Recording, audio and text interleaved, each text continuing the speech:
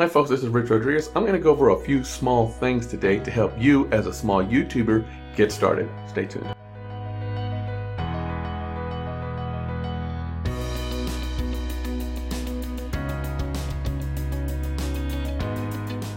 But first, before we get started, make sure to give me that thumbs up, click the subscribe button, and click that notification bell down below to be notified of any future videos that I make. And don't forget to stick around to the end because I have a freebie for you. Yeah, it's a freebie. It's totally free. Stick around to the end. On this channel, what I do is I talk about how to make small income for that pizza money or gas money.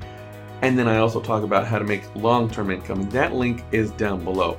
It's going to be long-term income for you to be able to make money while you're doing the things you want to do, while you're out on vacation, while you're fishing, while you're spending time with family. And that's what it's all about. We all want to spend time with family, not going to that 9 to 5 all the time in order to just make ends meet. So click that link down below and you're going to see how I made the money that I'm making now in order to make these videos for you. I still go to my 9 to 5 because I haven't reached my goal yet, but I'm working at it and I think you can reach it as well. Number one, get started. If you don't get started and you don't start doing it, it'll never happen. You have to get started in order to get the ball rolling. Real quick example, I wanted to start this at the beginning of the year, but I started this about 3 or 4 months before that, just so I could get my feet into it. That way, when the beginning of the year rolled around, I had a few videos under my belt. That way, I would actually know how to speak to camera and speak to the audience as if I'm talking to a friend, as opposed to trying to talk to a camera, which is kind of nerve-wracking for some people. Some people don't want to put their face out there because they're afraid they're going to look stupid or they're going to look dumb or they're not going to know what to say in front of the camera. But the more you do it, the better you're going to get at it. So you got to get it started. If you don't get started, if you keep waiting till you're just perfect, it's never going to happen. Get started. Remember, your first few videos, first 10, 15, 20 videos aren't going to be seen by a lot of people because you're not going to have a very large audience. So just get started on doing it. And once you get a few videos under your belt, you're going to get a little bit better. So get started. Not as many people are going to see it to begin with. So go ahead and just get it done. Number two, be consistent. Make yourself a schedule and stick to your schedule. The only times that I don't stick to my schedule is when I lose my voice, like my voice is not very strong right now, but a couple of days ago I pretty much lost my voice. So that's the only time that I really don't make videos, is because I can't talk. But I still try to engage with the audience in some way or another, whether it be on Facebook or on something else. I try to engage. So try to stay consistent. That's what it's all about. People want to come to your channel on whether it be a daily basis just to see a video, a weekly basis, 2 times a week, once a month. They want to come on that particular time in order to see your video because that's when you said you'd put out a new video. They're looking for consistency. So try to make sure that you stay consistent. Okay, number 3, learn, do, and then teach. I actually learned this from someone who I look up to, who's my mentor, which is this man here. He's helping me develop my channel and make it a little bit better than it used to be. So this is what I'm doing. I'm trying a little bit better than it used to be every single day because of my mentor's help. So what you need to do is you need to learn, do, and teach. What I mean by that is he's teaching me things, I am learning, or whether it be I learn online because of reading or because of the videos that I watch, which is a great example. Watching videos helps you learn a lot. So once you learn all of that, you do it, you implement that. You implement it, you become better. Your channel becomes better. Your knowledge database, because of what you've done and because of what you've learned, becomes even larger. And then you in turn teach it to other people. You're going to see a lot of times on a lot of these type of videos, what we do is we actually teach you how to make your channel better. We teach you how to make money online. We teach you how to do this. We teach you how to do that. It's because we learned it, we did it, and then we taught it, as opposed to skipping the step in the middle, learning it, and then teaching it. Because if you've never actually done it, how can you really teach it? How can you talk about your personal experience on it? So that's what you need to do. You need to learn, you need to do, and then you teach. So that's going to be tip number 3. Alright, tip number 4 is to make each video better. Every time you make a video, you're going to see little flaws in your videos that you want to correct for your next video. So every single time you make a new video, make it a little bit better than the video before it. You're going to either see it once you've uploaded it, or you're going to see it once you're proofreading it or during the editing, or somebody else, your mentor, or other people are going to see it when they're watching your video when it's on YouTube. And that brings me to my next point in this section is ask for engagement. Ask other people questions in your videos. That way they can identify problems in your videos, even if they don't really understand that that's what you're doing. You're asking them for problems in your videos. So if you see something in my video that is an inherent flaw, make sure and address it to me. I would really appreciate it, because that would help me become better in the future. So my next videos won't have that particular flaw in them. So make sure and mention these things to me down here in my comment section. I would really appreciate it. So these are the kind of things that you want to do. Is you want to make your videos better because of community engagement, or because when you were editing or proofing your video, you saw the flaws that you made. Don't make those same mistakes in the next one. So make your videos better each time you make a video. Number 5, make longer videos. I've been told by other people, whether it be my mentor or other people online that I've been watching their videos and learning a lot from their videos, that every video should be a little bit longer. Not necessarily to a certain length that people don't like it anymore, or there's not any engagement, or people have lost interest in your video. But 10 minutes is a good sweet spot. That's generally what I've been told. I like to make my videos around 3 to 5 minutes long, and I've been told that that's probably not the best thing to do. 8 minutes is acceptable, maybe a little bit longer, but 10 minutes is a sweet spot. You can go over, you can go a little bit under, but 10 minutes is a good spot you want to go to. So when you make your videos, try to make your videos around 10 minutes. Shoot for that 10-minute mark. Now again, it has to be an engaging video. If you put out a video that people are going to find boring, they're going to click off of your video pretty darn quick. And it doesn't matter if you have a 10-minute video or a 5-minute video. They're going to click off pretty darn quick. One thing to keep in mind though, if you make short videos, 3 to 5 minute videos, YouTube is not going to promote you as well, because they do not want tiny short videos on their platform to be the ones that they promote. They want the longer videos, so videos that engage, they have a lot of engagement, that people sit and watch because they want you to stay on their platform. So if people come to your platform to watch, say, makeup videos, they want to watch a 10-15 minute makeup video. They don't want to watch a 2-minute video.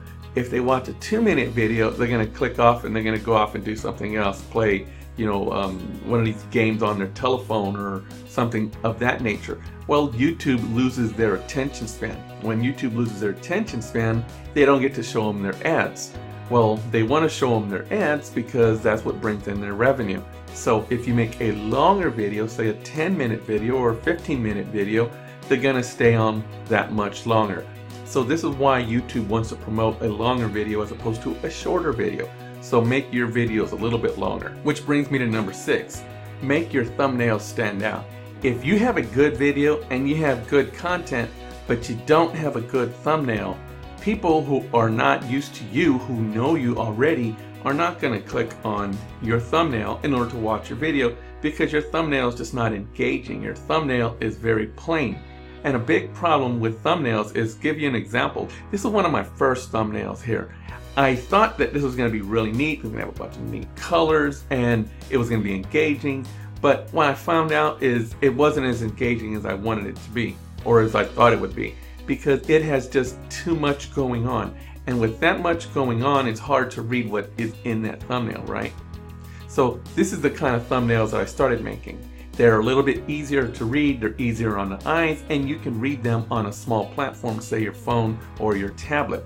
And that's what you want. You want to be able to be read easily from the computer or a small platform like a tablet or a telephone. So remember to make your thumbnails a little bit more attractive. Number 7. What I have seen in a lot of videos, and I watch a lot of people who have a lot of subs, is people ask for engagement in their videos, in their comment section, which is great. I think that is awesome. because that's one of the things that YouTube looks for. They look for engagement. If you don't have engagement, if you have a video and you have a bunch of views, that's great. That's one thing to look for. But they also look for engagement. So if you have a whole bunch of views and you have a lot of engagement, you have just that one little extra leg up. Every little thing that they look for counts, and it makes you stand out more. That's why some people are #1 in the YouTube recommendation, because they have every single thing checked off. So which I think is great. So one thing I see when I watch a lot of people's videos is during that engagement, you'll see a whole lot of other people trying to promote their channel, trying to do sub for sub, 1 for 1, you sub for me, I'll sub for you, help my channel grow, this and that. Nothing wrong with trying to get your channel to grow, but there's two problems. Going on somebody else's video in order to say that in their comment section does help them by giving them a comment, but it's kind of an etiquette, a non-thing that you should do. It's kind of bad etiquette, bad form. Going on somebody else's channel asking for them to come to your channel, or asking for their audience to come to your channel. You need to grow organically. You need to grow because people find your channel attractive, because you went to Facebook or you went to Twitter or you went to Reddit and you promoted through there, through your own means, not by hijacking somebody else's video. You know, remember forums? We still use forums today, but remember forums, whether it be a car forum or a house forum or whatever that might be in your case, an airplane forum, hijacking somebody else's thread. That's kind of what you're doing here. You don't want to hijack someone else's thread. You don't want to hijack someone else's video.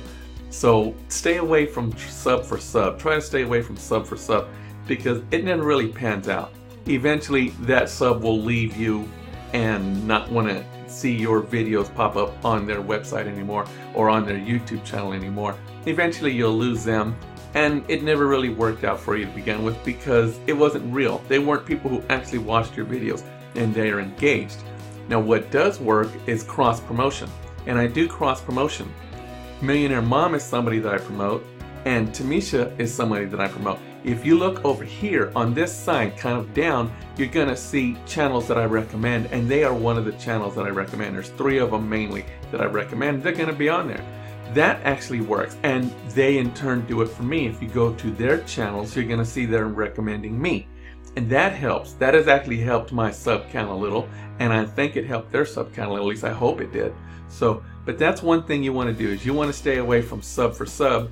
You want to add value. I'll give you a real quick example. If I go to somebody's channel and I really like their channel, I might say something like, which is going to be adding value to them. I may say something like, hey, I think this is a great video. I like that. I'm going to implement that on my channel. That's about all I would say. And if their audience wants to click on my name, which is going to lead them directly to my channel, does that much better. If they click on it, which is just that much better. But I am not directly promoting my channel. So you want to do something like that. Not only am I adding value to theirs because I'm giving them a comment and I'm saying, hey, you did a great job, you know, kudos to you, but I'm also helping promote my channel a little bit as a result. So that might be something you want to look into doing. Which brings me to number 8. Once you decided the topic of your channel, people are going to go to your channel for that specific topic.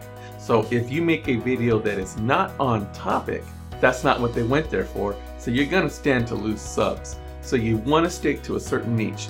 And number 9, don't forget to promote your channel on other social media platforms such as YouTube, Instagram, and Twitter, Reddit, something like that. Make sure you promote your channel in other ways. You have family members, don't you? Ask those family members. They may not comply, but they may help you. And if they do help you, they're going to actually sub to you. They're going to watch your videos. They're going to comment. And they're going to tell other people. So make sure to let your family members know. I mean, hey, lean on them. They lean on you. Lean on them. Ask them for a little bit of help. Tell them, hey, can you promote my channel by telling other people about it? Things like that. And now for the freebie everyone's been waiting on. Down below in my description is a free link to a cheat sheet that will help you grow your channel in 2019. So go ahead and click on that link down below. Download it. Feel free to print it. I did. I got inspiration today for this video on watching Delania on Living Delightful Freedom. I like watching her channel. I get a lot of inspiration from her. She is someone who I get a lot of ideas of videos for. She's inspired this video. She's inspired several other videos. And I'm actually getting that cheat sheet from her because she is my inspiration as well. So take a look at Delania, watch her videos. Her videos are actually pretty inspiring as well. So until next time, remember, we make our own futures, so make yours a good one.